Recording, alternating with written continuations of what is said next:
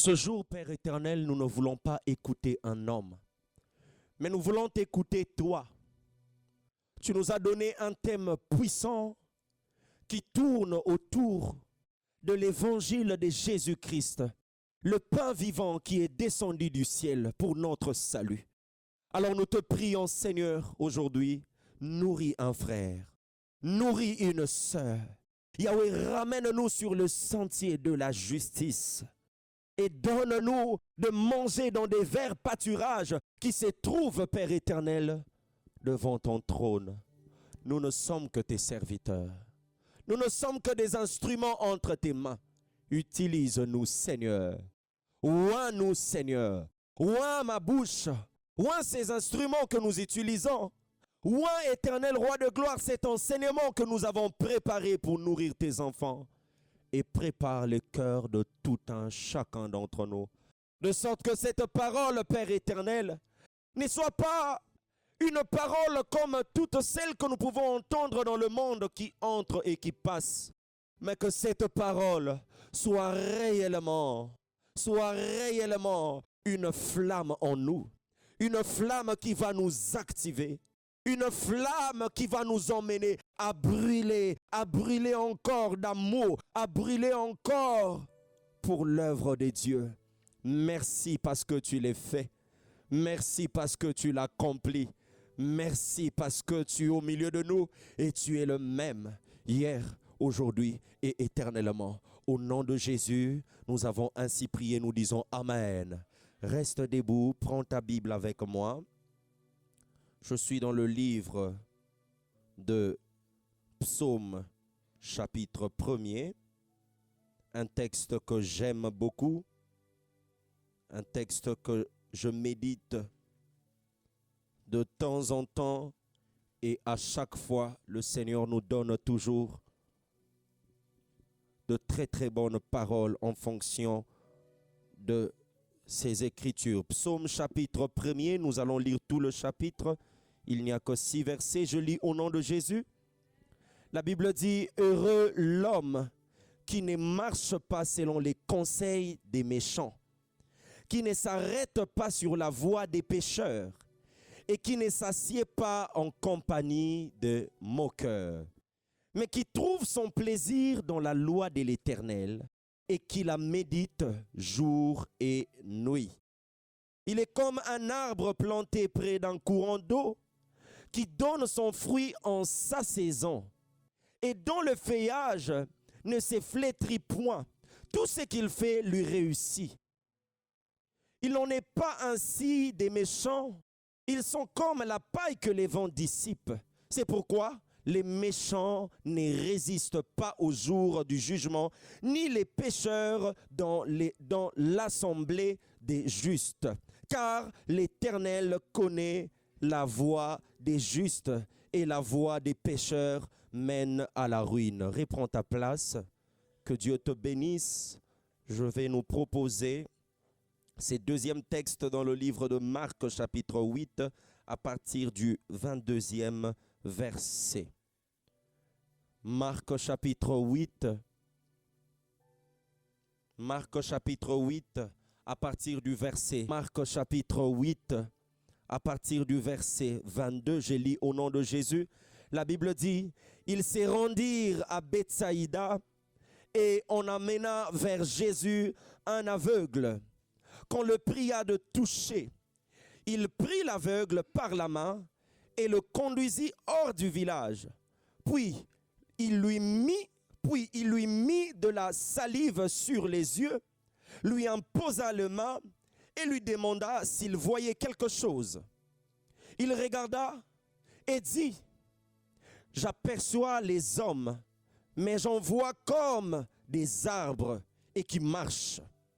Jésus lui mit de nouveau les mains sur les yeux et quand l'aveugle regarda fixement, il fut guéri et vit tout distinctement. Alors Jésus le renvoya dans sa maison en disant, n'entre pas au village. Alléluia. Que le Seigneur bénisse sa parole dans nos cœurs. Amen, amen. Alors ce mois, comme nous le savons, nous avons commencé un nouveau thème, retour à la bonne nouvelle. Alléluia. Et gloire au Seigneur, le dimanche passé, on avait introduit notre sujet. Je m'entends toujours mal, les amis du média. Essayez s'il vous plaît d'améliorer un tout petit peu le son.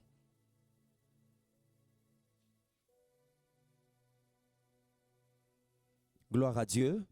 Ah, ça va déjà mieux, merci. Alors je disais, le thème que nous avons reçu de la part du Seigneur pour ce mois, c'est retour à la bonne nouvelle. Quelqu'un dit avec moi, retour à la bonne nouvelle. Encore une fois, retour à la bonne nouvelle. Alors, chers frères, nous avons soulevé 3 questions et nous avons dit que ces 3 questions vont constituer le pilier ou le fondement de notre enseignement. Alors, je vais vous le rappeler pour ceux qui avaient noté et pour ceux qui n'avaient pas noté, s'il vous plaît, prenez note. La première question est la suivante. Pourquoi devons-nous retourner à la bonne nouvelle? Pourquoi devons-nous retourner à la bonne nouvelle? Et la deuxième question, c'est quoi la bonne nouvelle? Ou encore mieux, qu'est-ce qu'est la bonne nouvelle? Qu'est-ce qu'est la bonne nouvelle? Et la troisième et la dernière question, quel est l'impact de la bonne nouvelle? Alors tout au long de ces mois, nous allons nous battre de sorte à mettre toute la pensée des dieux dans ces 3 questions. En répondant à ces 3 questions, nous allons emmener le peuple des dieux à comprendre le pourquoi de ces thèmes. Amen. Que Dieu te bénisse.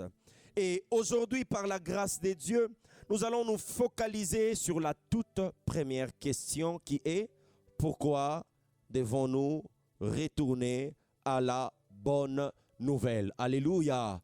Pourquoi devons-nous retourner à la bonne nouvelle? Regarde ton voisin, dis-lui: voisin, pourquoi devons-nous retourner à la bonne nouvelle? Maintenant, tu lui dis: regarde le pasteur devant. Dis-lui: regarde le pasteur devant. Il a la réponse pour toi, venant de la part des dieux. Alléluia. J'aimerais bien aimer dans le Seigneur que nous puissions comprendre premièrement le sens de cette phrase. Parce que tout commence par là. Cette phrase, c'est ce qui constitue le pilier de notre enseignement de ces jours. Alors, si vous faites très bien attention, cette phrase nous fait comprendre que nous ne sommes plus dans la bonne nouvelle. Ce n'est pas que nous ne sommes pas à la bonne nouvelle, dans la bonne nouvelle plutôt, mais nous ne sommes plus, c'est-à-dire nous étions dans la bonne nouvelle. Mais la phrase ne s'arrête pas là, elle nous fait comprendre aussi que nous sommes appelés à y retourner, à retourner dans la bonne nouvelle. Et si, bien-aimés dans le Seigneur, nous n'y sommes plus dans cette bonne nouvelle que Jésus-Christ nous a donnée, c'est certainement parce qu'il y a de raisons. Quelqu'un ne peut pas abandonner quelqu'un juste comme ça. Un membre d'une famille ne peut pas quitter sa famille juste comme ça. Quelqu'un ne peut pas arrêter, couper une relation juste comme ça. Il y a toujours des raisons qui favorisent le déplacement, l'abandon. Et si Dieu nous dit que nous avons quitté l'habitation de la bonne nouvelle qu'il nous a donnée, c'est-à-dire il y a certainement des raisons qui nous ont emmenés en dehors. Alléluia. Et puisqu'il y a de raisons ou une raison ou des raisons qui nous ont emmenés en dehors de l'Église, en dehors du service de Dieu, en dehors de notre mission, en dehors de notre mandat, en dehors de notre appel, en dehors de notre détermination. Vous verrez un chrétien au départ qui était tout feu, et après un temps, il est en dehors de la flamme qu'il avait reçue au départ. Vous allez remarquer une sœur qui venait à l'église toujours à temps, motivée à servir Dieu. Mais après un certain temps, quelque chose s'est passé. Parfois on se pose: Seigneur, c'est quoi les raisons qui fait qu'un jeune qui venait bouillonnant dans la prière et puis qui dit: je ne sens plus Dieu? Quelles sont ces raisons? Quelle est cette raison qui fait en sorte que nous, Église, aujourd'hui, nous soyons en dehors de l'évangile, le message que Jésus-Christ nous a donné? Alors j'aimerais dire à l'Église du Seigneur, s'il y a des raisons qui nous ont menés en dehors de cette parole et que Dieu nous demande d'y retourner, j'aimerais dire à quelqu'un: il y a aussi des raisons qui doivent nous faire revenir. Il y a des raisons qui doivent aussi nous faire revenir. Et le Seigneur m'a dit à l'église qu'il y a de raisons que moi je veux les présenter, que moi je veux les apporter, de sorte qu'ils reviennent à cette parole, qu'ils reviennent à la bonne nouvelle. La bonne nouvelle, c'est l'évangile de notre Seigneur Jésus-Christ que nous avons reçu. La bonne nouvelle, c'est le prix du sang de l'agneau qui a coulé à la croix de Golgotha. La bonne nouvelle, c'est l'orientation qui fait de toi un serviteur, qui fait de toi un fils de Dieu. C'est la parole que tu as reçue au départ, c'est ça la bonne nouvelle. La bonne nouvelle, c'est cette parole chère, cet héritage que Christ nous a laissé, dans laquelle nous devons fonder toute notre vie, dans laquelle nous devons exister. Nous devons vivre pour, dans et par la parole de Dieu. Et aujourd'hui, il nous supplie de revenir. Mais je suis en train de lever ma main pour prier pour l'église, pour prier même pour ceux qui me suivront sur Internet, même sur ceux qui tomberont sur ces messages, je ne sais pas, plus tard. Je déclare au nom de Jésus que mon Dieu te présente toujours des bonnes raisons, de sorte que tu habites dans sa parole. Un homme a dit, à qui irions-nous? C'est toi qui as les paroles de la vie éternelle. Que mon Dieu te donne des arguments solides, de sorte que peu importe les vents qui peuvent souffler, que toi tu ne quittes jamais sa parole. Que tu habites toujours dans la bonne nouvelle. J'entends la main de quelqu'un. Vous savez, la bonne nouvelle est tout pour nous. Le psalmiste l'a tellement compris et il va dans Psaume 107, verset 20. Il dit, dans leur détresse, je paraphrase, il dit, dans leur détresse, ils crièrent à l'Éternel et l'Éternel envoya sa parole et sa parole le guérit. Ce que j'aime avec la parole de Dieu, c'est que la parole, l'évangile, dans laquelle Dieu nous demande de retourner et d'habiter ses multiples fonctions. Alléluia. Quelqu'un qui crie à la détresse, mais lorsque Dieu lui envoie la parole, il est guéri. Ça veut dire cette personne qui criait la détresse était malade et avait besoin d'être guérie. Mais seule la parole peut être une réponse à la détresse et peut être une guérison à la maladie. Église, nous n'avons besoin de rien d'autre que de la parole. Cette génération n'a besoin de rien d'autre que de la parole. Et j'insiste, pas les paroles des pacotis, mais l'évangile que nos pères ont prêché. C'est tout à fait normal que nous soyons des serviteurs aujourd'hui, mais sans efficacité. Sans miracle. Nous nous demandons, les dieux des miracles est-il mort? Les dieux d'Adina Bala est-il mort? Les dieux de Daoussa est-il parti quelque part en retraite? Où est ces dieux? Le problème en est que lorsque nous regardons nos pères, nous allons remarquer qu'ils ont prêché la parole pure et simple. Et non c'est que nous emmenons aujourd'hui. Et Dieu m'a dit de dire à l'église, Dieu m'a dit de dire à la jeunesse, revenons à la simplicité de l'évangile de Jésus. Cette parole est suffisante pour guérir, pour sauver, pour transformer. Nous n'avons pas besoin de vos intelligences artificielles. Aujourd'hui, malheureusement, nous n'avons que de prédications où on sent qu'il y a trop d'intelligence. L'intelligence ne sauve pas. Les hommes qui ont prêché la parole et qui ont gagné le monde, c'est un homme comme Pierre, il ne sait rien sauf pêcher les poissons. Mais il suffit que sa bouche dise Jésus-Christ est le même hier, aujourd'hui, éternellement. Les âmes sont sauvées. Et Église, ne nous apportez pas la technologie dans le message de Jésus. Ne nous apportez pas. Ainsi aujourd'hui, nous allons prôner encore les raisons qui doivent faire que nous puissions revenir à l'évangile de Jésus-Christ. Donne-moi un amen.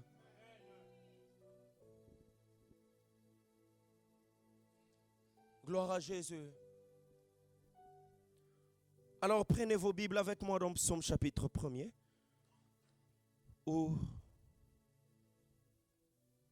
nous avons lu tantôt. La Bible, je relis, dit dans Psaume chapitre 1er, heureux l'homme qui ne marche pas selon les conseils de méchants, qui ne s'assied pas sur la voie des pécheurs et qui ne s'arrête pas, plutôt qui ne s'arrête pas sur la voie des pécheurs et qui ne s'assied pas en compagnie de moqueurs, mais qui trouve son plaisir dans la loi de l'Éternel et qui la médite jour et nuit. Il est comme un arbre planté près d'un courant d'eau qui donne son fruit en sa saison et dont le feuillage ne se flétrit point. Tout ce qu'il fait lui réussit. Je m'arrête là pour l'instant. Bien-aimés dans le Seigneur, ici il y a un Dieu qui est en train de parler. Le psalmiste qui parle dans Psaume chapitre 1er représente Dieu. Il prend la place des dieux et il vient nous raconter une histoire. C'est Dieu qui raconte l'histoire. Et son histoire parle d'un homme, mais un homme qui est appelé à être heureux. Dis avec moi, un homme qui est appelé à être heureux. Et j'aime un peu m'arrêter par là parce que apparemment sur cette terre, les hommes ont une seule mission, chercher le bonheur. Et comme, selon l'interprétation de ce monde, c'est l'argent qui fait le bonheur, vous voyez que les hommes sont capables de tout faire pour y parvenir à l'argent. Parce qu'en réalité, ils veulent le bonheur. Vous êtes d'accord avec moi? Et Dieu, quand il raconte cette histoire, il parle d'un homme qui est appelé à être heureux. C'est-à-dire un homme qui a trouvé le bonheur. Bien sûr que oui, il ne parle pas d'argent comme dans notre réalité. Je vais y revenir. Mais je mets une petite parenthèse en disant, en réalité, ce n'est vraiment pas l'argent qui fait le bonheur. Je disais, en réalité, ce n'est pas l'argent qui fait le bonheur. Parce que tu peux être dans une maison où il y a tout, mais vous pleurez quand même. Oui, d'autres pensent que si j'ai l'argent, je peux résoudre le problème de ma maladie. Mais il y a de ceux qui sont des milliardaires, mais qui meurent toujours des maladies. Donc leur argent, qui symbolise les bonheurs pour vous, pour le monde, a été incapable de faire quelque chose pour eux. J'ai la bonne nouvelle de nous dire ceci: le bonheur, les bonheurs, il n'y a que Dieu qui les donne. Le bonheur n'est qu'en Jésus-Christ. En dehors de lui, ce n'est pas le bonheur. Même si tu es comblé d'argent ou de biens, tout ce que le monde peut te donner ne te donnera jamais le bonheur. Ainsi, la Bible affirme en disant, c'est la bénédiction de l'Éternel qui enrichit et qui ne se fait suivre d'aucun chagrin. C'est-à-dire qui s'accompagne du vrai bonheur. Je ne t'interdis pas de chercher l'argent, encore moins de travailler, mais que cet argent vienne de Dieu. Alléluia, alléluia. Je continue mon histoire. Alors, Dieu raconte l'histoire d'un homme qui est appelé à être heureux. Alors Dieu qui a voulu que cet homme soit heureux, qu'est-ce qu'il a fait? Dieu qui a voulu que cet homme soit heureux, lorsque vous lisez le texte, vous remarquez qu'il le compare premièrement à un arbre. Dieu compare l'homme heureux à un arbre. Il dit, il est comme un arbre, au verset 3e, planté près d'un courant d'eau, qui donne son fruit en sa saison et dont le feuillage ne se flétrit point. Tout ce qu'il fait lui réussit. Je m'arrête d'abord là au verset 3. Dieu veut emmener cet homme au bonheur. Il lui a placé sur le chemin pour son bien, pour son bonheur. Mais vous remarquez que la première des choses que Dieu fait, c'est une comparaison. Il fait cette étude. Il compare l'homme à l'arbre. Mais pas n'importe quel arbre, bien-aimé dans le Seigneur. Il dit que premièrement, il est comme un arbre, planté près d'un courant d'eau. Il ne s'arrête pas là. 2, il dit, un arbre qui donne son fruit en sa saison. Et 3, il rajoute, et dont le feuillage ne flétrit point. Et enfin 4, pour terminer, il dit, tout ce qu'il fait lui réussit. Donc l'homme heureux, selon le plan de Dieu, selon les désirs de Dieu, doit être comparé à un arbre. Amen, amen. Je m'arrête d'abord au mot arbre parce que ça m'a beaucoup intéressé. Comment Dieu peut comparer un homme à un arbre? C'est-à-dire il y a des enseignements autour de la nature de l'arbre que l'homme doit porter sur lui. que l'homme doit porter sur lui. Et lorsque je pars voir le rôle de l'arbre dans le monde, l'Internet que toi et moi nous utilisons me dit, l'arbre est le producteur de l'oxygène. Non, non, attendez, on dirait que je savais ça en géographie, mais je ne l'avais pas saisi jusqu'à ce que Dieu m'en parle comme il m'avait parlé de ça quand je préparais cet enseignement. L'arbre produit de l'oxygène, c'est-à-dire dans l'air, il y a l'oxygène. Quand il n'y a pas l'oxygène dans l'air, on ne peut pas respirer. Et je pense bien qu'une fois, j'ai eu à faire avec vous les calculs du prix de l'oxygène qu'on donnait dans des hôpitaux dans la période de Covid. Vous vous rappelez? On m'a dit que ça coûtait à peu près $20 pour 1 heure. Donc on multiplie maintenant le nombre de tonnages, tu divises par 1 heure, tu fais tout le calcul qu'il faut pour voir combien tu as déjà payé pour l'oxygène que Dieu te donne gratuitement. Alléluia. Ça c'est l'arbre. L'arbre a beaucoup de bienfaits. Je lis encore ailleurs, on me dit, l'arbre est un purificateur d'air. Les arbres servent à purifier l'air. Donc, vous allez remarquer qu'il y a des pays, d'ailleurs, il y a des organisations dans le monde qui s'élèvent pour qu'on ne coupe pas des arbres. Donc, je comprends que quand ils ne veulent pas qu'on coupe des arbres parce qu'ils savent que les arbres doivent être là, en dehors de tout ce que nous dégageons de toxiques, ainsi de suite, l'arbre sert à purifier. Et par ailleurs, on dit encore, l'arbre est une source de vie. Parce que quand il y a un arbre, certainement, il doit donner soit des graines, soit des boutures qui doivent donner encore la vie à d'autres. Par ailleurs, je vois encore, on dit, l'arbre est un fournisseur d'abri. L'arbre est un fournisseur d'abri. Nos chaises, nous le faisons avec des arbres. Nos maisons, nous le construisons avec des arbres. Quand vous avez des arbres, vous pouvez même vous abriter. Quand il y a le soleil, vous pouvez... Oh, avec cet été de la Biélorussie, si seulement il y avait des arbres comme chez nous au Congo. Alléluia. Je me rappelle encore chez nous, il y a 7 manguiers jusqu'à présent. Amen. Où ma mère vit, il y a 7 manguiers. Et quand il faisait chaud comme ça, alléluia, sous ces manguiers-là. Et là, il y a l'air. Pour nous qui avons habité dans des cités, amen. Les enfants de centre-ville, que Dieu vous bénisse abondamment. Ce n'est pas votre délire. Alléluia. Alléluia. Regarde d'abord ton frère là. Dis-lui, toi, tu étais où? La cité. Qu'il ne te trompe pas. Hein? Oh, regarde ton frère. Pose-lui la question. Tu es en colère contre qui? Alléluia. À part le fait qu'il soit un fournisseur d'abri, un arbre est un fournisseur de bienfaits pour la santé.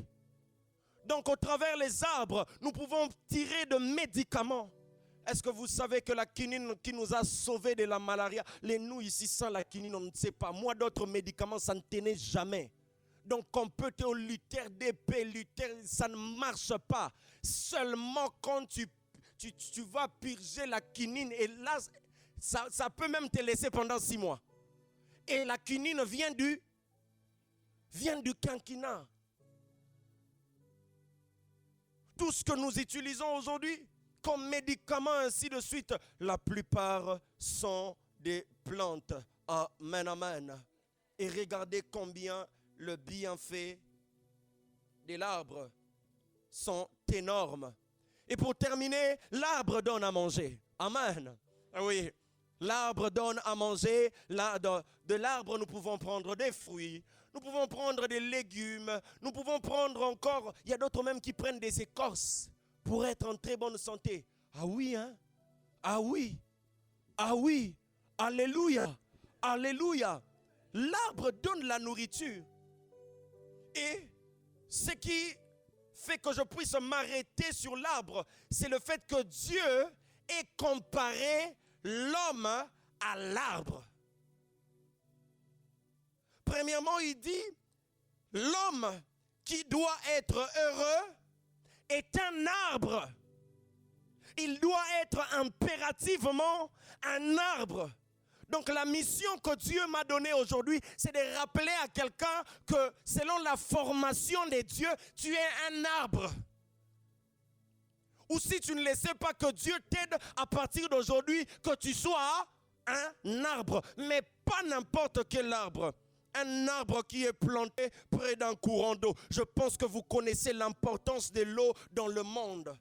L'eau, c'est la source de beaucoup de bienfaits. Pour que l'homme vive, pour que les arbres vivent, il faut qu'on les arrose. Mais avec les arbres chez nous à la maison, nous avons l'habitude de prendre de l'eau, de les emmener et d'arroser nos plantes, d'arroser les arbres. Ou autrement, quand il y a la pluie circonstanciellement, alors les arbres profitent de cette occasion pour être mouillés. Mais cet arbre qui est comparé à l'homme ne profite pas de l'eau de l'arrosoir, ne profite pas de l'eau de la pluie, mais il profite de l'eau autour de laquelle il est sémé, elle est sémée. Et si l'homme des dieux est appelé à être un arbre, voici où il doit se trouver. Dieu dit que tu dois te trouver planté près d'un courant d'eau. Je ne veux pas vraiment entrer dans les détails, mais allez-y taper courant d'eau, ça signifie quoi? On ne dit pas lac, on ne dit pas étang, on dit courant d'eau. Mon cher ami, tu es un arbre. Et le bienfait que nous venons de citer, c'est toi qui le produis normalement. Tu es le producteur de l'oxygène. Chrétien, tu es le producteur de la bonne santé. Chrétien, tu es celui qui donne à manger. Chrétien, tu es appelé à libérer ses bienfaits. Et Dieu veut que tu sois cet arbre planté dans un courant d'eau. L'arbre a besoin de l'eau pour vivre. Et s'il est planté dans un courant d'eau, c'est-à-dire pour lui, la nourriture est assurée. Amen. Oui. On dit planter, certainement il y a une terre et près d'un courant d'eau. Donc un courant d'eau, c'est l'eau qui exécute un mouvement, où il y a un courant qui va et qui revient. J'imagine que cet arbre est un peu à côté de la plage et il y a l'eau qui vient à tout moment arrose. Et l'eau est un courant. L'eau, ce n'est pas n'importe quel type d'eau, c'est l'eau qui contient des courants, qui contient des vagues qui viennent et qui reviennent, qui partent, qui reviennent, qui partent et qui reviennent. C'est-à-dire de temps en temps, cet arbre est arrosé. Et cet arbre-là est capable de regarder la pluie, lui dit je n'ai même pas besoin de toi. Et s'il voit même un homme venir avec l'arrosoir pour essayer de l'arroser, il dit mais qu'est-ce que tu es en train de faire? Ça n'a pas de sens. Tel doit être un chrétien, un arbre planté près d'un courant d'eau. Il ne peut pas manquer d'énergie. Il ne peut pas manquer la vie. Bien-aimé, je viens nous dire la vérité. Cette eau dont on est en train de parler, c'est déjà notre Seigneur Jésus-Christ. Et un chrétien qui habite en Jésus ne manque pas la vie en lui. Il ne s'arrête pas là. L'arbre qui est le chrétien doit être un arbre qui donne son fruit en sa saison. Oui, il ne faut pas seulement être arbre et être planté près d'un courant d'eau, être arrosé à tout moment et ne pas donner de fruits. Ça, ce n'est pas le type d'arbre que Dieu veut que nous le sommes. Nous soyons. C'est comme des chrétiens aujourd'hui qui ont reçu le Seigneur Jésus-Christ dans leur vie, qui viennent à l'église, qui prient, qui sont des serviteurs. Ils ont normalement la vie en eux. Ils ont les zoés de Dieu en eux. Mais à leur tour de donner des fruits, malgré qu'ils entendent la parole chaque dimanche, malgré qu'ils sont conseillés, malgré que l'évangile frappe à la porte de leur corps tout le jour, à leur tour de donner des fruits, ils ne donnent pas de fruits. À leur tour de prêcher, ils ne prêchent pas.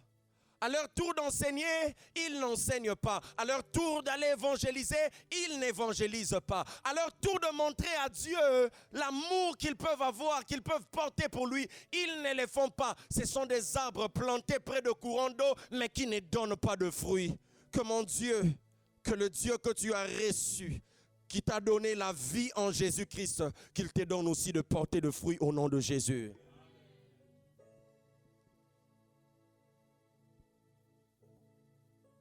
Ça ne s'arrête pas là.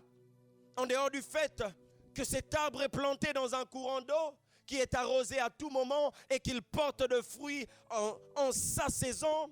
Troisièmement, on dit encore, et dont le feuillage ne flétrit point. Le feuillage, c'est l'ensemble de feuilles. Et c'est dans le feuille qu'on retrouve la fleur. Et c'est dans la fleur, pour une catégorie de plantes, qu'on retrouve des pistis où il y a des graines. Et ce sont ces graines qui produisent la vie. Donc quand le Seigneur dit « et dont le feuillage ne flétrisse point », c'est-à-dire dont le feuillage ne sont pas déformés. Ainsi, nous avons plusieurs chrétiens à l'église qui ont reçu réellement Jésus, qui ont la vie en eux et qui parfois de temps en temps portent de fruits. Mais le problème est que quand vous regardez leurs feuilles, quand vous regardez leurs branches, quand vous regardez leurs ramifications, c'est un tout petit peu déformé. Mais le Seigneur veut que l'arbre puisse avoir des branches où il y a des feuilles. Parce que de là proviennent les graines qui donneront la vie. Mais il ne veut pas que ces feuilles où il y a des fleurs qui doivent donner la vie soient flétries, ça veut dire soient déformées. Nous avons reçu la pureté de l'évangile, mais qu'est-ce que nous apportons à l'église du Seigneur? Toi, Dieu t'a visité, mais à ton tour, qu'est-ce que toi tu apportes? Tu déformes l'évangile du Seigneur. Je pense qu'ici, Dieu voulait plus encore interpeller la race de ceux qui ne veulent pas se créer eux-mêmes. Dis-moi, tu as reçu Jésus avec autorité, n'est-ce pas? Tu es devenu le bon serviteur que tu dois devenir, que tu devais devenir plutôt. Amen, vous êtes d'accord avec moi? Mais dis-moi, avec tes genres de caractère, avec tes habitudes, avec cette habitude de ne pas donner de fruits en chaque saison, quand les autres te regardent, c'est-à-dire ceux qui tirent exemple de toi, lorsqu'ils te voient et lorsqu'ils t'observent, essaye un peu de me dire, tu penses vraiment qu'ils ne seront pas déformés? Serviteur de Dieu, à cause de ton incrédulité, tu déformes la foi de plusieurs. Serviteur de Dieu, à cause de la mode de vie que tu as, tu déformes plusieurs personnes. À cause de tes bêtises, à cause de tes erreurs, tu déformes la foi de plusieurs personnes. Mais Dieu veut que lorsqu'on va nous regarder, que de nous sortent des feuilles, que de nous sortent des branches, que de nous sortent des personnes qui ne seront pas flétries, c'est-à-dire qui ne seront pas déformées. Mais quel genre de chrétiens nous créons? Même nous qui sommes à l'église, nous créons des hypocrites. Même nous qui venons à l'église, nous sommes capables de faire du mal à l'autre. Et au nom du Seigneur, avec un verset biblique en appui.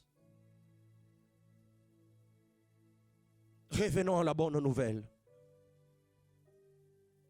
Et pour terminer, clôturer tout ça, on dit tout ce qu'il fait lui réussit. Déjà, vous comprenez qu'on parle réellement d'un homme. Parce qu'un arbre n'a rien à faire qui puisse réussir. Un arbre est là. Voilà, il vit jusqu'à sa mort.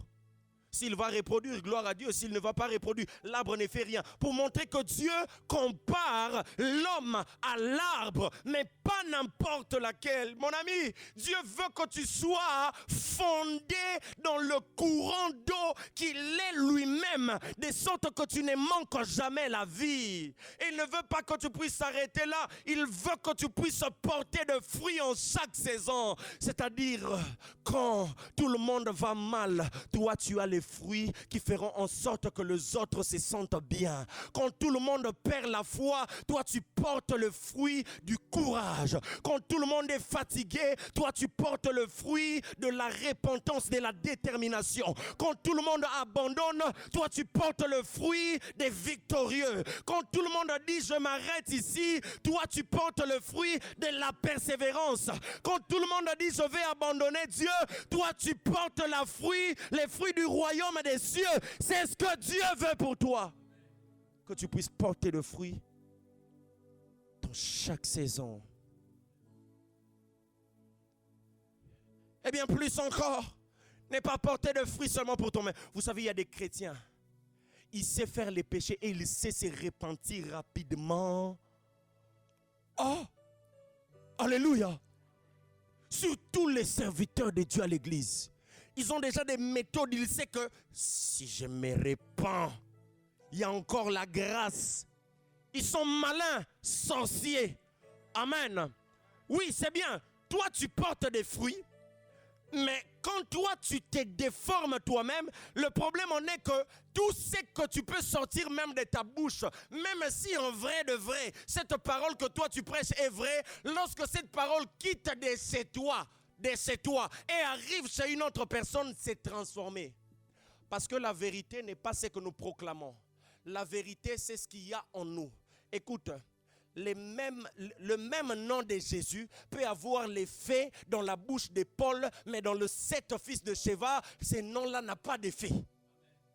Cela ne veut pas dire que le nom de Jésus n'a pas de puissance. Non, le nom de Jésus a la puissance. Mais le problème en est que ces personnes qui prononcent le nom de Jésus sont en eux-mêmes déformées. Jésus t'a donné la vie, serviteur. Tu as commencé à le servir, mais tu pèches, tu mens, tu trompes, tu es hypocrite, ainsi de suite. Et tu penses que tu vas te tenir du haut de la chair, prêcher et tu attends que les gens se transforment. Non, ils vont se transformer sur base de ce que toi tu es. On dit la foi vient de ce qu'on entend et ce qu'on entend ne vient toujours pas de la parole de Dieu, parce qu'un menteur qui prêche la Bible n'est pas la parole de Dieu. Le diable qui utilise la Bible, ce n'est pas la parole de Dieu.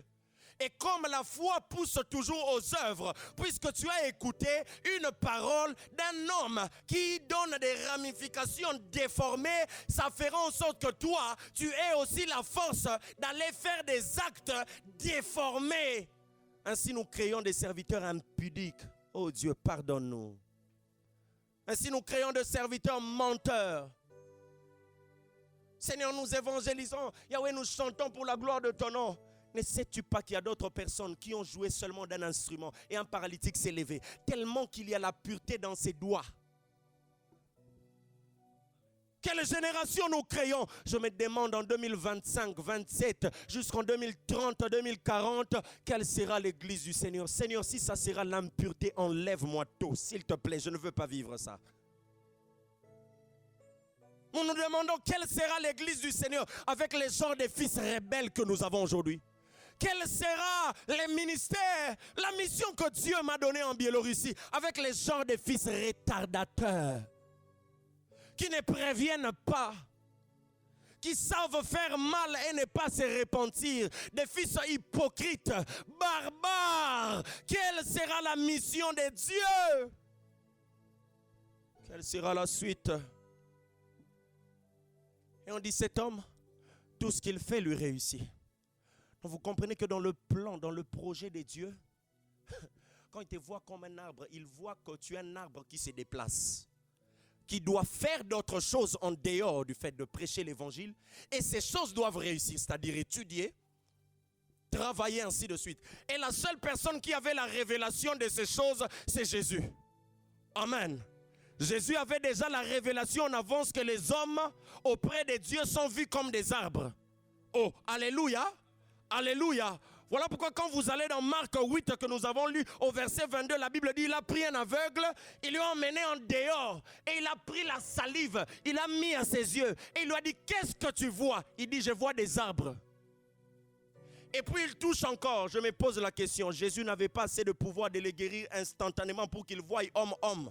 Non, Jésus avait pris de l'eau. La salive, c'est l'eau de la bouche de Jésus. Il l'a mis à ses yeux. Il lui a d'abord ouvert la première dimension qui est spirituelle. Vois d'abord comment les hommes sont. Et il a dit, je vois les arbres qui sont en train de marcher. Donc Jésus connaissait déjà ces choses. Il savait que l'homme est comparable à un arbre, mais qui marche, qui doit réussir en portant des fruits, tout en étant planté là où il y a le courant d'eau, en ayant des ramifications qui ne sont pas déformées. Chrétien, tu es un arbre. C'est toi qui donnes l'oxygène. Chrétien, c'est toi qui donnes la vie. C'est toi qui produis la nourriture. Aujourd'hui, entre dans toi-même et commence à te poser les questions. Dis, si vraiment je suis un arbre, quel type d'arbre moi je suis? N'est-ce pas cet arbre stérile que Jésus avait maudit? Par exemple, quel type d'arbre tu es, chrétien? Parce que selon le plan de Dieu, l'homme qu'il a envoyé sur la terre, investi du pouvoir pour qu'il finisse heureux, pour qu'il vive la joie en Jésus-Christ, est un homme avec ses caractéristiques. Est un homme arbre. Quel type d'arbre tu es? Est-ce que tu produis des fruits pour que les autres mangent? Si tu en produis, combien? Quel genre d'arbre tu es? Est-ce que tu es encore attaché à ce Jésus que tu avais reçu au départ? Est-ce que tu vis encore les mouvements de l'eau de la vie qui te touche, qui te donne la vie? Est-ce que tu reçois encore des visions, des songes, des rêves, des révélations auprès de Dieu comme tu recevais avant? Non, pourquoi tu t'es détaché de la source d'eau vive qui ne tarit jamais? Aujourd'hui, il te dit, venez acheter gratuitement. Venez boire à cette eau. Il te dit, comme il a parlé à la femme samaritaine, si tu bois de cette eau, tu mourras. Mais si tu bois de l'eau de la vie, tu vivras. Et cette eau deviendra une source en toi qui jaillira pour l'éternité. Quel type d'arbre tu es? C'est comme ça que nous devons être. Et je prie que mon Dieu fasse de toi un arbre qui sera jamais planté en Jésus-Christ, planté dans la source d'eau qui ne tarira jamais. Et toi, je déclare que tu dois porter de fruits. J'ai dit, fini la saison où tu étais un arbre sans fruits. Alors, je n'entends pas la main de quelqu'un. Le problème, on n'est que dans les choses de Dieu. Quand tu connais la vérité, tu es délivré. Quand tu connais la vérité vient installer en toi la puissance qu'il faut pour que tu deviennes cette personne. Et ce que je proclame ici, c'est la vérité. Écoute, tu es un arbre selon le plan de Dieu. Et je déclare sur ta vie au nom de Jésus, tu es planté dans l'eau qui s'appelle Jésus-Christ. Et tant que Jésus n'est pas mort, ta source de bénédiction ne mourra jamais. Est-ce que je peux recevoir la main de l'église? Tant que Jésus ne mourra jamais, la source de tes vitamines, la source de ta force, la source de ton ministère ne mourra jamais. Je déclare sur le chrétien, au nom puissant de notre Seigneur Jésus, ils vont porter le fruit. Et les hommes mangeront le fruit. Les fruits de tes lèvres, les fruits de tes mains, les fruits de tes pieds, les fruits de ton sein, au nom de Jésus, à cause des paroles que toi tu sortiras, les nations seront nourries. Je te vois prophétiser, je te vois proclamer la parole et soulever des générations à cause de tes fruits. Et Dieu ne fera pas seulement que toi tu sois un bon prédicateur ou un bon prophète. Il ne fera pas seulement à ce que toi tu sois le seul à porter de fruits, mais il va faire en sorte qu'en toi, qu'il y ait aussi des ramifications, mais qui ne seront pas déformées. Je déclare, tu prêcheras, tu gagneras des âmes. Je confesse, toi tu feras des fils, et tes fils ne seront pas déformés, mais ils seront d'ailleurs plus efficaces que toi. Reçois cette grâce au nom de Jésus. Je prophétise sur cette église et pour toutes les églises du monde entier. Nous allons faire des disciples et qui ne passeront pas à côté des principes du royaume des cieux. Au nom de Jésus. Ah, j'aime. et dis tout ce qu'ils font. Tout ce qu'ils font. Tout ce qu'ils font. Je ne sais pas tu fais quoi. Tu étudies. Je ne sais pas tu fais quoi.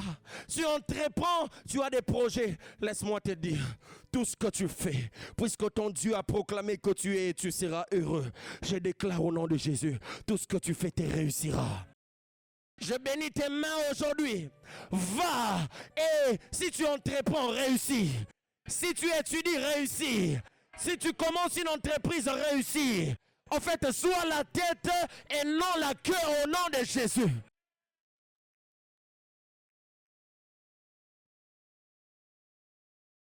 Ça, c'est l'homme selon le plan de Dieu. Dis avec moi, homme arbre. C'est l'homme que je suis. Homme arbre. C'est l'homme que je suis. Ah, touche ta poitrine, dis homme arbre. C'est là que je suis. C'est ce que je suis. C'est ce que je suis. C'est ce que je deviens. C'est ce que Dieu fait de moi. Homme arbre. C'est ce que je suis. Au nom de Jésus.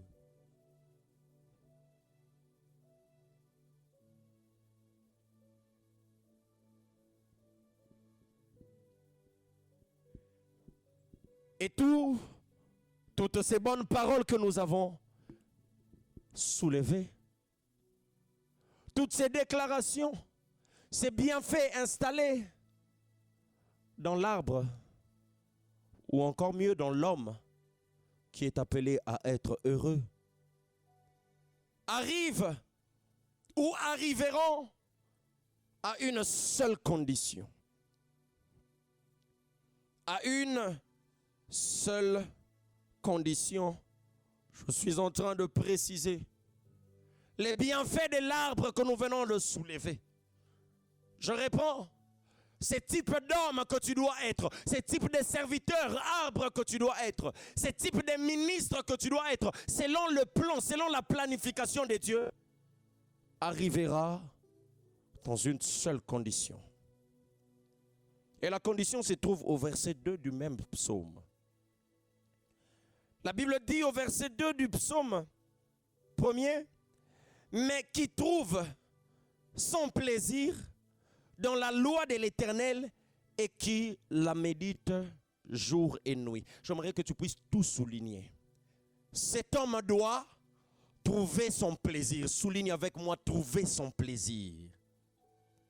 Et deuxièmement, dans la loi de l'Éternel, souligne la loi de l'Éternel. Et doit la méditer jour et nuit, souligne encore, méditer jour. Chose 1, trouver son plaisir. 2, la loi de l'Éternel.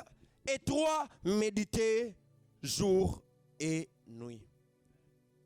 Donc avant d'être un homme arbre, appelé à être heureux selon le plan de Dieu, voici la condition que Dieu impose. Et la condition, elle est simple. Déjà, elle tourne autour de la parole, de la loi de l'Éternel. Mais il y a un verbe qu'on place avant d'évoquer la loi de l'Éternel, c'est ce qui m'intéresse le plus. On dit trouver. Et quand je pars chercher le synonyme de ce verbe trouver, ça veut dire c'est procurer.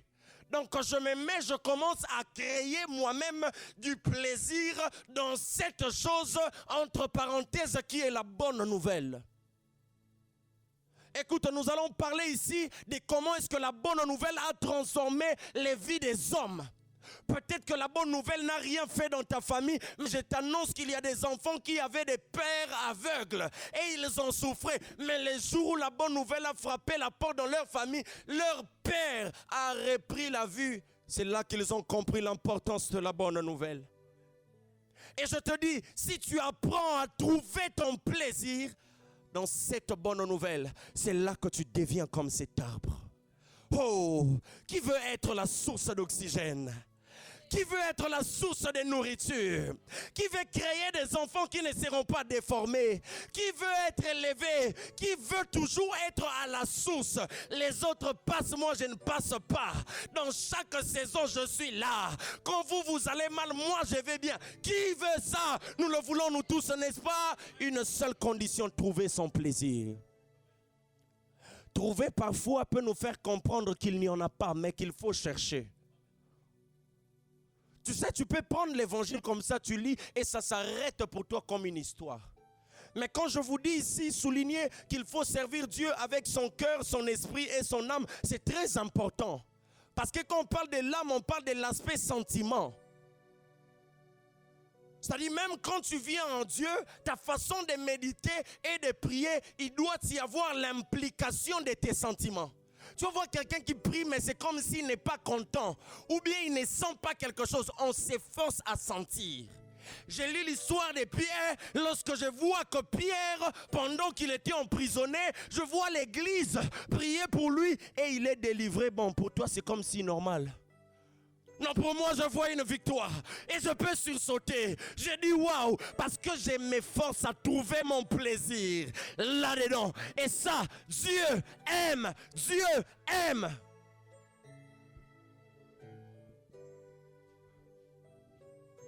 Dans quoi est-ce que tu trouves ton plaisir? Écoute, je veux aider un chrétien. Que Dieu puisse te formater au nom de Jésus. Et qu'il puisse te télécharger d'une autre manière. Alléluia. Bien-aimé, il n'y a pas une chose qui peut te faire plaisir au-delà de la parole de Dieu. Je viens de dire à quelqu'un expressivement, si pour toi c'était le théâtre qui te faisait du bien, maintenant ça doit être changé par la parole de Dieu. Pourquoi toi tu ne te divertis pas en écoutant des prédications? Pourquoi toi ton TikTok ne peut pas être un TikTok chrétien? Moi j'ai dit à ma femme, chérie, quand tu veux mettre des prédications, il ne faut pas me provoquer, je n'aime pas, enlève. Parce que quand tu mets la prédication, je risque de ne plus m'intéresser à toi. Pendant ces moments-là, je risque... Donc quand toi tu parles, tu mets des commentaires, je vois, c'est comme si tu m'énerves. Parce que je trouve tellement mon plaisir lorsque je regarde Papa Mutombo à la télé en train d'expliquer des mystères. Je ne veux même pas qu'on m'embête parce que je ressens que je suis en train de nourrir mon côté sentimental. Que Dieu fasse de toi sensible. Tu fais comment? Je prêche ces choses, mais chez toi ça passe à côté. Sur ce point, nos frères les branhamistes vont toujours nous dépasser. Les prédicateurs disent seulement Alléluia. Ils disent Jésus était, hey, ils sont déjà debout. Et toi tu dis ça c'était l'église des désordres. On t'a dit que dans le royaume des cieux c'est ton ordre qui sera fait.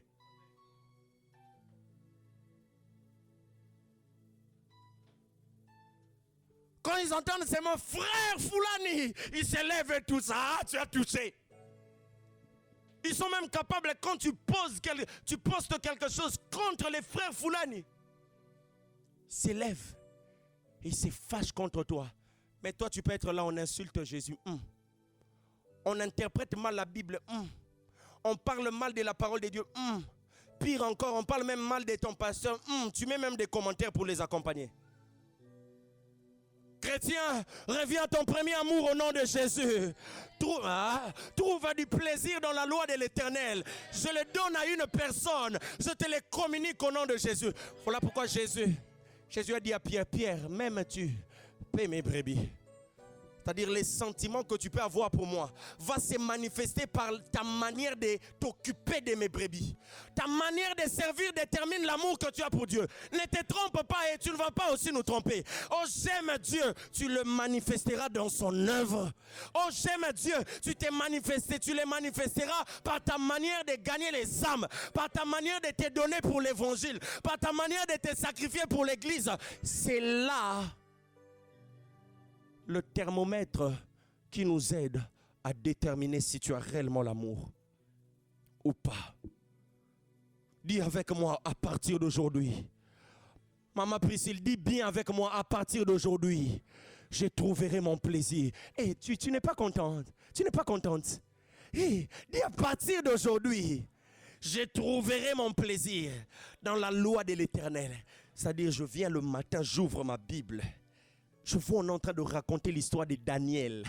Quand je vois ces rois-là qui a essayé de mettre son plan, mais qui n'a pas marché, je commence d'abord à me moquer de lui. C'est comme s'il était là. Ah, vraiment, ces rois, non. Comédien, nous t'avons battu. Tu l'as fait pour Cristiano. Tu l'as fait pour Messi. Alors pour Daniel, tu...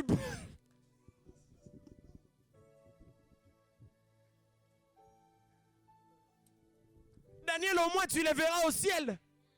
Mais Messi, peut-être jusqu'à la fin de tes jours, tu ne peux pas les rencontrer. Mon cher ami, aimons la parole de Dieu. Chérissons la parole de Dieu. Apportons-y nos sentiments et nos émotions. Tu dois te procurer du plaisir dans la loi de l'Éternel. Tu dois parvenir à avoir du plaisir dans la loi de l'Éternel.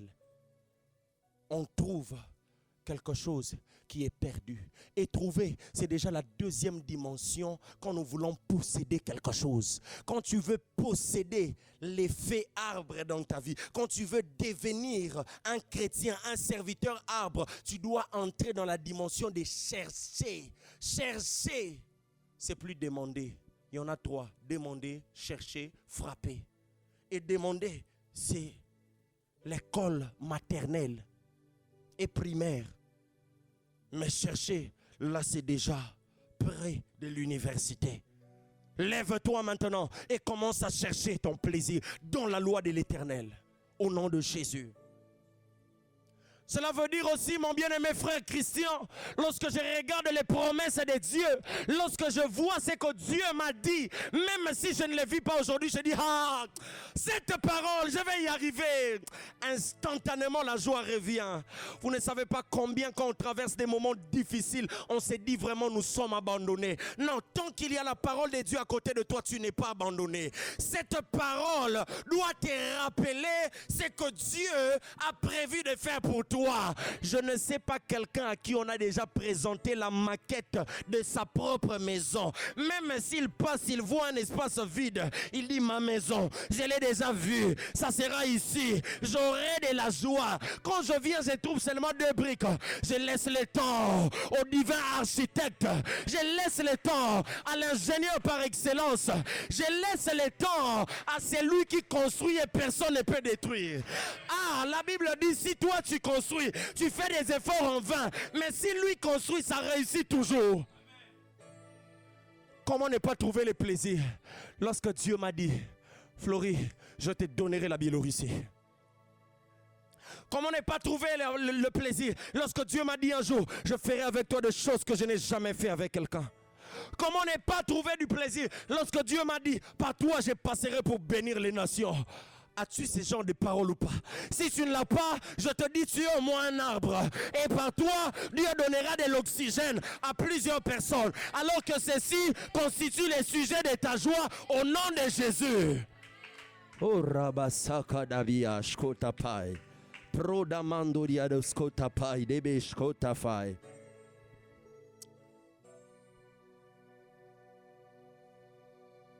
Trouver son plaisir dans la loi de l'Éternel. C'est que Dieu a dit pour moi. La loi de l'Éternel, c'est l'évangile que nous prêchons. Dieu m'a dit dans cette saison de dire à quelqu'un, voici les raisons qui doivent faire que toi, tu reviennes. C'est que tu dois être un chrétien arbre. C'est qu'il y a les bienfaits des arbres qui doivent t'appartenir. Les arbres l'ont naturellement, mais toi tu dois l'avoir spirituellement. Il le faut nécessairement. Et ce sont les raisons que le Seigneur m'a donné de t'apporter aujourd'hui pour que tu reviennes à la méditation de sa loi. Et cette loi, c'est l'évangile. Est-ce que quelqu'un peut proclamer avec moi? Moi, Florie, je porterai l'évangile. J'aimerai l'évangile. Je ferai de l'évangile de Jésus-Christ le sujet de ma joie. Partout où je partirai, je vais annoncer mon Jésus avec la joie. Je vais annoncer le ressuscité avec la joie. Ah, lorsqu'on va parler de Jésus, à partir d'aujourd'hui, mon cœur doit se mettre à bouillonner, à battre. C'est ce que Dieu veut pour toi. Que tu puisses trouver ton plaisir dans la loi de l'Éternel, dans l'Évangile. Et comment tu vas trouver ton plaisir? Dans l'Évangile que tu ne connais même pas, que tu ne lis même pas. Je ne parle même pas de méditer, jusque-là lire. Mais la Bible nous demande de prendre connaissance de cet Évangile. C'est dans la Bible, il n'y a pas de magie. Ça ne viendra pas par révélation, ça viendra par la lecture. Et après avoir lu, nous passerons à la méditation. La Bible dit qu'il la médite jour et nuit. Donc l'évangile à laquelle nous devons revenir, Matthieu, Marc, Luc, Jean, qui constituent, ensemble avec les actes des apôtres et les épîtres bien sûr, qui constituent les bases, les enseignements que Jésus-Christ nous a donnés, dans laquelle Dieu veut que nous puissions habiter, sont appelés à être médités.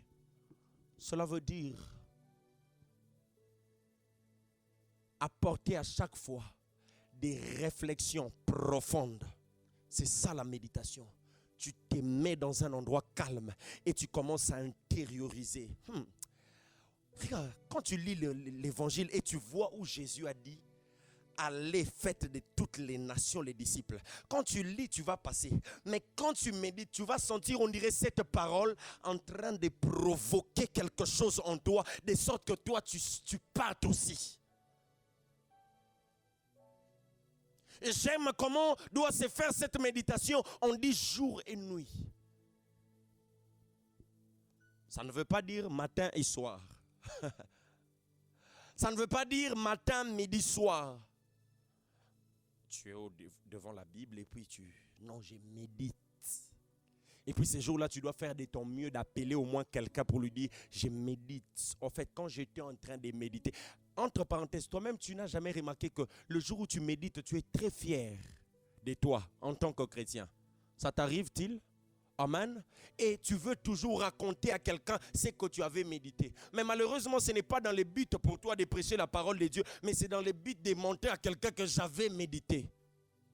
Ça, c'est mal parti. Ça, tu ne sauves personne, tu ne gagnes personne. Alléluia. Alléluia. Chrétien qui veut devenir comme un arbre. Chrétien qui veut avoir des potentiels comme un arbre. Chrétien qui veut évoluer, progresser comme un arbre, porter de fruits, des ramifications, faire toutes choses qui lui réussissent. Voilà la clé que Dieu te donne.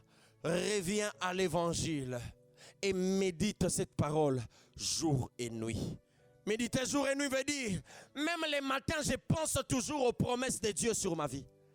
Même les matins, je pense aux ordres que Dieu nous a donnés, aux commandements que Dieu nous a donnés. Même la nuit, je pense à ça. C'est quoi le sujet de ta réflexion? Les saluts des âmes? Quand j'étais au Congo, à l'époque où nous étions vraiment motivés à aller prêcher la parole de Dieu, on avait mis un petit slogan là qui disait « Encore une âme pour Christ ». Donc tout le jour quand on s'est réveillé le matin, on devait dire avec les amis « Encore une âme pour Christ ». Et parce qu'on s'était placé cette pensée dans la tête, tout le jour qu'on s'est réveillé, on avait envie de prêcher minimum à une personne. Là c'est un. Et deuxième jour, je l'avais même écrit dans ma chambre. Et deuxième chose plutôt, allais-je dire, c'est qu'il faut qu'au moins minimum une personne par jour me dise que Dieu te bénisse. Je disais pour une année, j'aurai 365 bénédictions différentes venant de la part de Dieu au travers les hommes. Donc je dois par jour faire au moins quelque chose pour que quelqu'un me dise avec son cœur que Dieu te bénisse. Et je peux vous assurer, ça marche. Alléluia. Ça marche. Et où sont les chrétiens qui ont cette flamme encore aujourd'hui? Où sont les chrétiens qui peuvent encore méditer de cette manière aujourd'hui? Il n'y en a pas. Malheureusement, il n'y en a plus. Mais nous retrouvons seulement à l'église du Seigneur des chrétiens qui restent au verset 1er de Psaume chapitre 1er. À la place d'être des hommes et des chrétiens arbres, et ils ne veulent pas. À la place que le chrétien puisse demeurer dans la parole, il sort en dehors de la parole. Et il marche. Il est conduit selon les conseils des méchants. C'est ce que la Bible dit au verset 1er. Je lis, on dit qui ne marche pas selon les conseils de méchants, qui ne s'arrête pas sur la voie des pécheurs et qui ne s'assied pas en compagnie des moqueurs. Voilà les 3 choses que Dieu m'a dit de vous dire. C'est où nous nous trouvons actuellement. Et c'est ce qui fait que nous soyons en dehors de la bonne nouvelle, en dehors de l'évangile.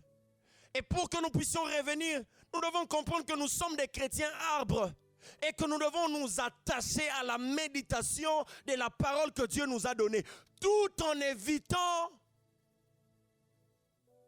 de marcher selon le conseil de méchants. Alors, c'est quoi le conseil de méchants? L'homme qui est heureux, lorsqu'il doit parler, il va sortir le bonheur dans sa bouche, le témoignage du bonheur. Vous êtes d'accord avec moi? Or, pour que l'homme soit heureux selon le plan de cette lecture, il faut que cet homme soit attaché à la méditation de la parole. C'est là qu'il sera comme un arbre. Vous êtes d'accord avec moi? Mais quand l'homme n'est pas attaché à la méditation de la parole, mais au conseil des méchants, il n'est pas un arbre. Et il n'est pas aussi heureux automatiquement, ce qui fait qu'il devient malheureux sans le savoir. Et un homme malheureux est incapable de sortir des bonnes nouvelles. Tout ce qu'il va sortir de sa bouche sentira comme malheur.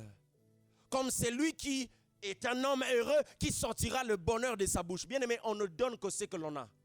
Une personne blessée ne peut que blesser les autres.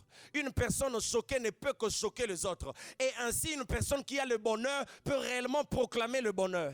Et l'évangile de Jésus-Christ, on appelle bien la bonne nouvelle. Donc, c'est une nouvelle qui est bonne et tout ce qui est bon est dans la bouche de celui qui est heureux parce que c'est celui qui est heureux qui peut réellement transmettre des bonnes choses.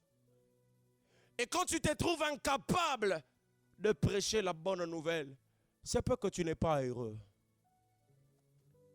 À cause de ton entourage, tu n'es pas heureux parce que tu es entouré par des mauvais conseillers. Les mauvais conseillers peuvent être ton propre corps, alors que tu sais que tu dois être à l'église, ton corps te dit repose-toi, tu es fatigué. Du reste, les pasteurs te payent combien? Où tu vas, c'est l'argent, non? Repose-toi. Conseil de méchants. Tes propres amis peuvent dire, vous vraiment, hein? Avec votre église là, vous passez tout le temps. L'argent se cherche d'abord. La vie d'abord. On cherche de notre propre manière à être heureux. Nous oublions que c'est Dieu et c'est sa bénédiction. C'est en faisant ce que lui veut que nous puissions faire que nous sommes heureux. Je n'interdis personne de travailler. Mais si le travail devient pour toi une raison pour remplacer Dieu, là c'est dangereux. Ça, c'est le conseil de méchants. Tes propres sentiments, ton âme, tes émotions peuvent te tromper en te disant, ah, fais seulement. Dieu va te comprendre, il va te pardonner. Et à la fin, le même diable à qui t'avait parlé, il revient maintenant pour te dire, tu es sale, tu ne peux pas aller à l'église comme ça. Vous savez, le diable se moque de plusieurs personnes. Il vient et te dit, fais, Dieu va te pardonner, il est miséricordieux. Il comprend toujours. Ça, c'est la dernière fois. Si tu fais après ça, tu promets. Hein? On promet, on ne va plus faire. D'accord? D'accord. Et puis, une fois que tu tombes, il vient et regarde. Tu vois, qu'est-ce que Dieu t'avait dit? Il sera fâché contre toi. C'est ce que le diable fait. C'est ce qu'il a fait à Adam. Mange, tu auras la vie. Après ça, il lui dit, tu vois maintenant comment tu es sale. Va te cacher si Dieu te voit comme ça. Et c'est comme ça que nous nous sentons. Là, tu vois seulement les serviteurs commencent à fuir l'homme de Dieu. Ils commencent à trouver des raisons pour ne pas venir à l'église. Ils commencent à trouver des raisons pour ne pas respecter les programmes. Le problème, ce n'est pas lui, c'est le diable qui est passé à côté. Les mauvais conseillers. Et la façon dont la Bible les présente, nous voyons vraiment qu'il y a une succession de péchés. Suivez-moi très bien, soyez attentifs. La première des choses, il s'arrête. Donc, regardez, cet homme était en train de marcher vers le chemin du bonheur. Mais la première des choses, on dit, il s'arrête par les conseils des méchants. C'est-à-dire, quand tu commences à entendre tes sentiments, ton corps, les mauvaises personnes qui t'emmènent à l'encontre ou qui te racontent les contraires de ce que Dieu a dit, laisse-moi te dire que tu commences déjà à trouver un arrêt. tu t'arrêtes. Voilà pourquoi dans la vie, il faut éviter les mauvaises bouches. Tu as un ami qui te raconte toujours des choses pour te montrer les mauvais côtés de l'église. Si tu ne l'apprends pas à se taire, cette personne va te faire arrêter. Il va arrêter ta foi. Les personnes qui te montrent toujours les mauvais côtés des autres, les mauvais côtés du pasteur, les mauvais côtés de l'église. Toi, tu es là seulement pour calculer ce qui ne marche pas. Ça va te faire arrêter.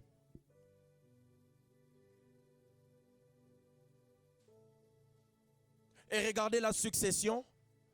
La personne s'arrête. Et ensuite le verset, le même verset qui dit, qui ne s'arrête pas selon le conseil de méchants et qui ne s'assied pas. Et qui ne s'assied pas sur la voie des pécheurs. Donc cet homme qui s'était arrêté, j'imagine, il était en train de marcher. Jésus donne la vie, Jésus donne la vie, Jésus donne la vie, Jésus donne la vie, la la la la la la la la la la. Là il marche, oh j'ai les promesses de Dieu en moi. Et puis il trouve le frère Manassé. Le frère Manassé lui dit, toi vraiment, tu ne vois pas que tu passes le temps. Qu'est-ce qu'il a fait? Il s'est arrêté. Et puis quand le frère Manassé déborde avec des mauvais conseils, avec des mauvaises paroles, il dit vraiment, donne-moi d'abord une chaise, je vais d'abord m'asseoir ici. Il s'assied maintenant. Il devient associé de ceux qui donnent des mauvais conseils. Il s'arrête d'abord en écoutant les mauvais conseils et puis il s'assied avec le pécheur.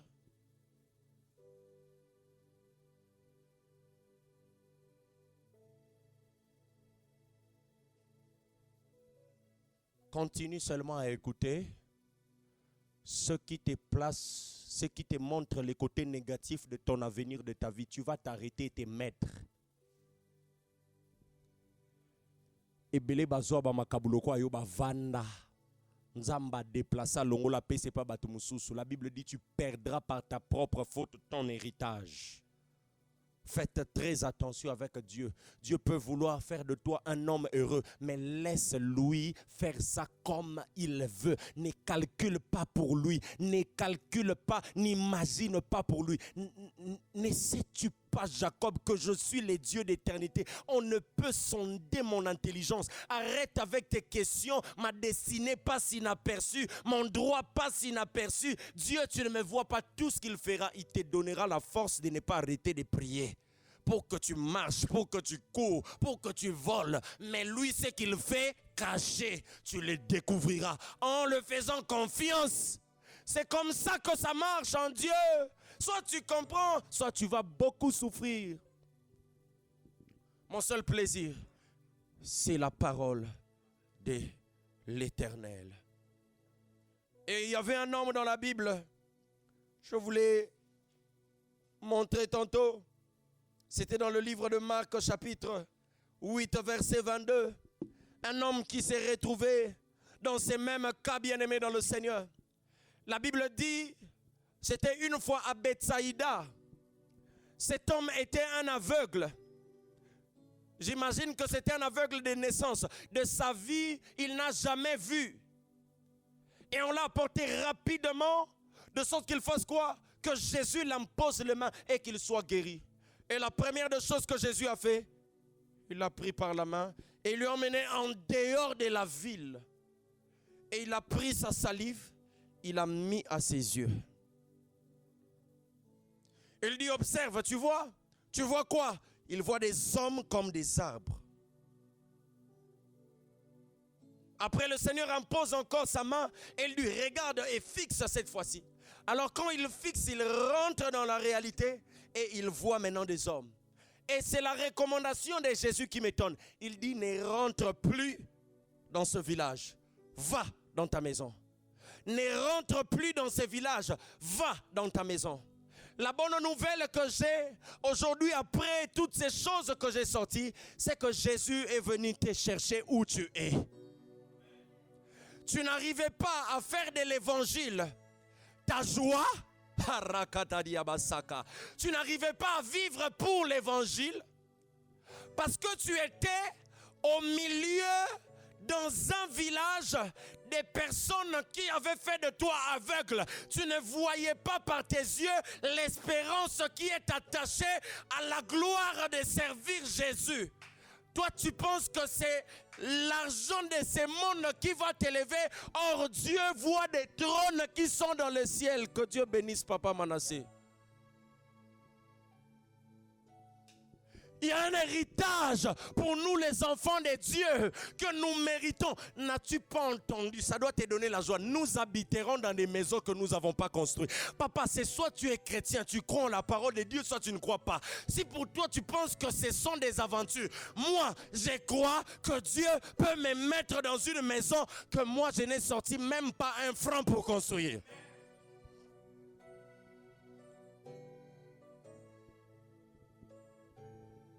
Et si tu as cette espérance, tu vivras et tu verras. Mais cet ami, ses frères aveugles, ne pouvaient pas voir ça. Alors on lui a apporté à Jésus. Et Jésus lui a pris, lui a emmené en dehors de la ville. C'est comme nous, Seigneur, le centre missionnaire Éphésiens. Nous sommes venus à toi aujourd'hui parce qu'on ne voit pas clair. On ne comprend pas encore. On ne sait pas trouver notre plaisir. Père, il y a quelqu'un qui est ici, qui a le don de la parole, qui a le don de la prophétie, qui a le don des miracles. Mais ses yeux l'empêchent de voir ce que toi tu lui as donné. La solution, c'est que la main de Jésus va te conduire sur le chemin de la vérité et t'emmener en dehors de la ville. Je vois la main de Dieu aujourd'hui prendre quelqu'un dans l'inconscience où il était et l'emmener en dehors. Je vois la main de Dieu prendre quelqu'un dans la faiblesse, dans la distraction, dans la lourdeur, dans la fatigue, dans le désintéressement, dans le découragement du ministère et de l'œuvre de Dieu et l'emmener en dehors. Et quand il t'emmène en dehors, la première des choses, il va d'abord puiser l'eau qu'il y a dans son sein. Il va puiser l'eau qui donne la vie, l'eau qui redonne l'énergie, et il les place aux yeux. Il dit maintenant regarde, je te donne la dimension de voir comment les hommes sont dans le monde des esprits. L'homme voit des arbres. Il dit très bien, c'est comme ça que toi aussi tu dois être. Je lève ma main et je prie au nom de Jésus que Dieu prenne son eau et qu'il te mette ça aux yeux, et que maintenant la dimension spirituelle s'ouvre, que tu te vois comme un arbre. Quand tu prêches, que tu sens que tu es en train de donner une sémence. Quand tu enseignes, tu vois que tu donnes l'oxygène. Écoute, c'est lui qui donne l'oxygène, vit de l'oxygène. L'arbre a aussi besoin de l'oxygène pour vivre. C'est-à-dire, c'est lui qui est un chrétien arbre, qui donne l'oxygène. Quand il ne prêche pas, il ne donne pas la vie et il ne sait pas voir la vie. Ma vie se trouve en Jésus parce que je prêche. Quand je ne prêche pas, je suis mort. Les jours où j'arrête l'œuvre de Dieu, je suis mort et ce qui est autour de moi meurt. Chrétien, ne tue pas ceux qui sont à côté de toi. Tu dois donner l'oxygène et ensuite tu vivras.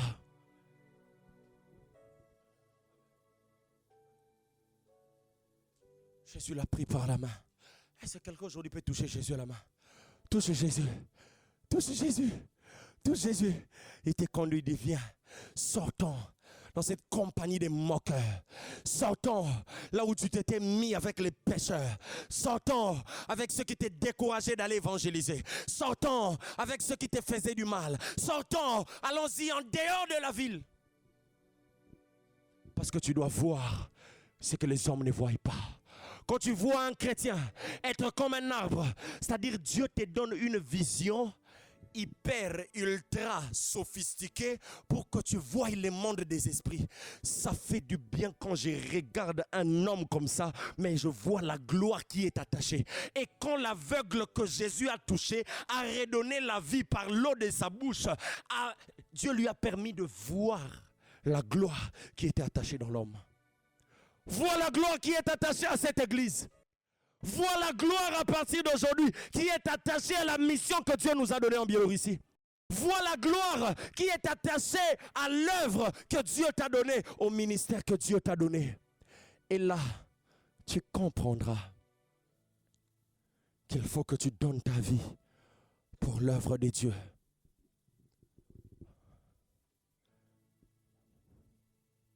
Lorsque Jésus finit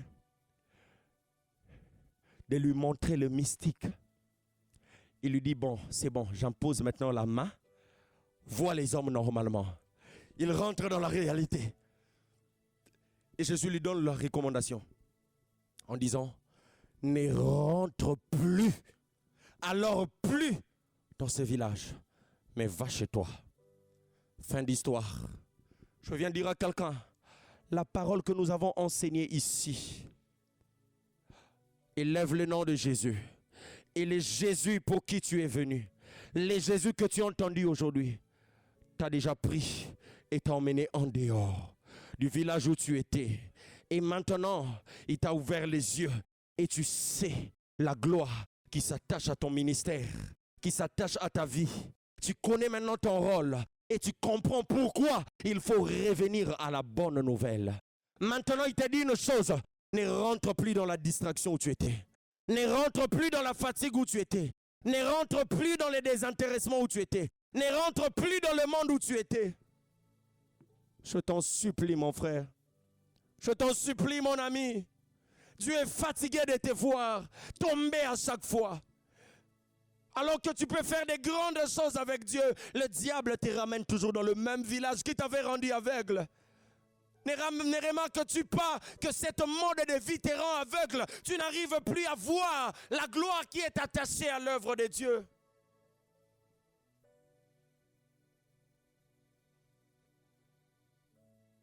Tu ne dois plus rentrer. Tu ne dois plus rentrer. Tu ne dois plus rentrer. Tu ne dois plus rentrer. Tu ne dois plus rentrer. Incline ta tête où tu es.